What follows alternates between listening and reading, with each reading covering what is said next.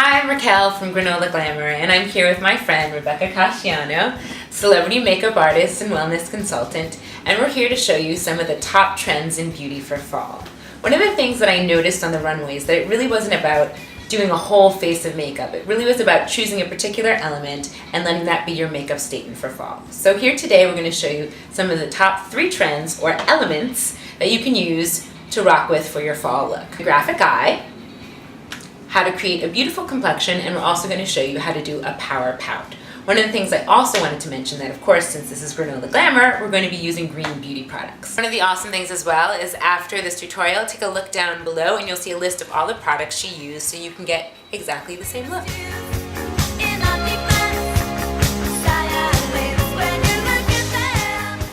I'm going to start by preparing Raquel's skin with a little primer and brightener.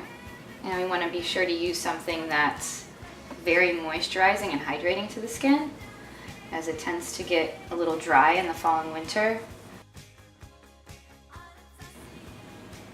So you just need a tiny small amount, and you just want to tap the serum lightly underneath the eye.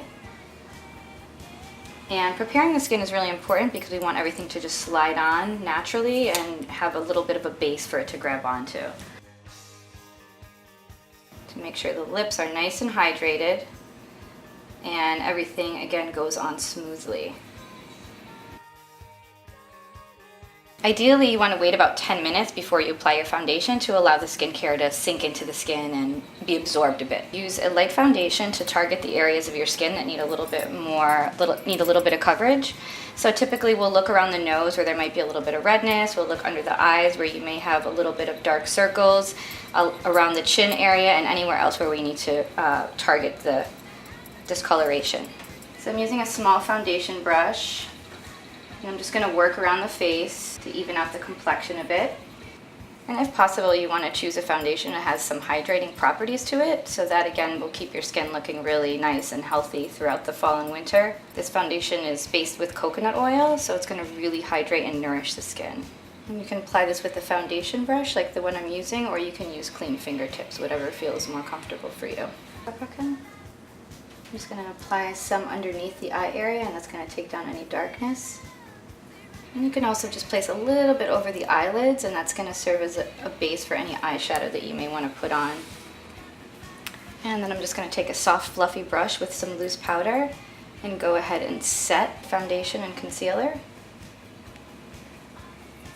And setting it will take away a little bit of the shine and also help it last longer. And make sure that you powder a little bit under the eyes as well, and this will help prevent it from creasing. In winter, we tend to lose a little bit of color, so we want to make sure that we're looking glowing and radiant and maintaining a little bit of our summer glow per se. So I'm just going to take a little bit of cream blush and add that to the apples of the cheeks. And lastly, to maintain that summer glow, we're going to add a little bit of bronzer. We'll just take a soft fluffy brush and we'll apply it where the sun would generally hit first, which would be the forehead. And this is just going to help kind of warm up the complexion. Again, the same purpose you would use a bronzer for in the summer. But in the fall, it's really about kind of faking that glow. And we'll also use it as a little bit of a contour. And I'll just brush it right under the cheekbones. Okay, so there you have it. Glowing skin all ready for fall and winter, and she looks amazing and fresh, and she's ready to step out the door.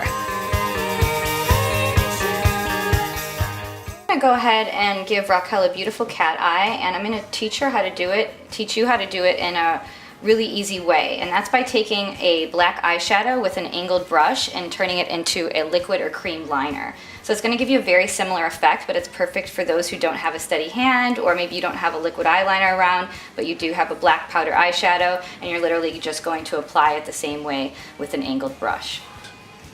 You always want to try it out on your hand until you get the desired darkness, because you don't want it to be too much like a watercolor. So it's really key to test it out first, and then I'm going to go directly onto her lid.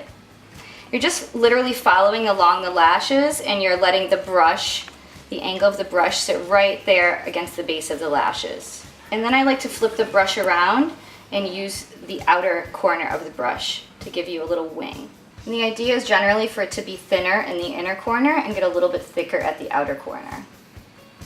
So if you go a little bit too far, you can just take a Q-tip. The Q-tips are really your friend with this application. And you could perfect it by just adding a little bit of eye makeup remover to the Q-tip and just cleaning it up.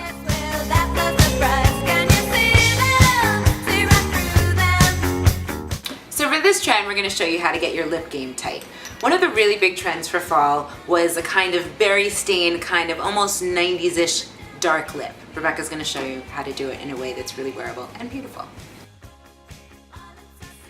First, we're going to start off with a really easy wearable way to wear this look, and that's by using a sheer lip product. So what this is going to do is just give you a little wash of color, and it's really nice and hydrating to the lip. I love applying this product because it's like a big magic marker. You can wear this lip alone because it kind of stands on its own with absolutely no eyeshadow, just a beautiful skin and a lip, and you're good to go.